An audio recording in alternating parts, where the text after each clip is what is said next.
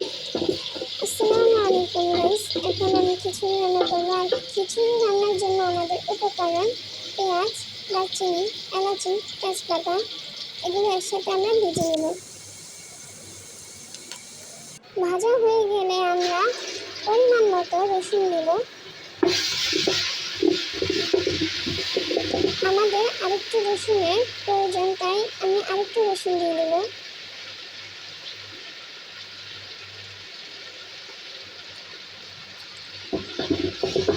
নাড়াচাড়া দিয়ে দেবো।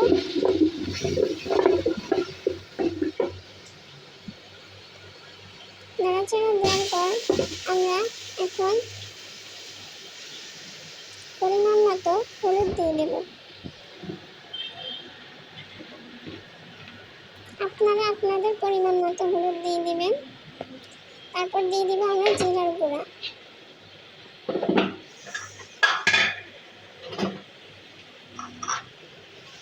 তারপর স্বাদ মতো আমরা লবণ দিয়ে দিব। দেওয়ার পর আমরা এখন দিয়ে দেব ধনিয়ার গুঁড়া।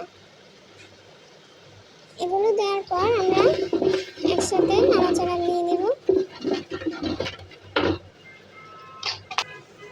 পরিমাণ মতো এখন আমরা পানি দিয়ে দেব। পানিটা দেওয়ার পর এগুলো সুন্দর করে কষানো হয়ে গেলে আমরা মুসুরির ডালটা দিয়ে দেব।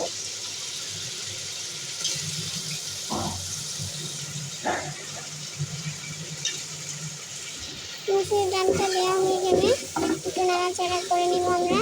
নাড়াচাড়ার পর আমরা ঢেকে দিব।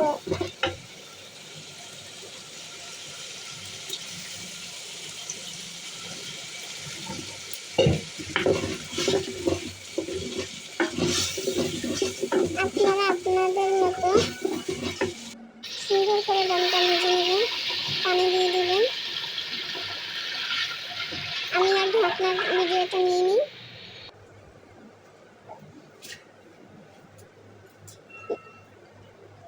পানিটা গরম হয়ে যাবে।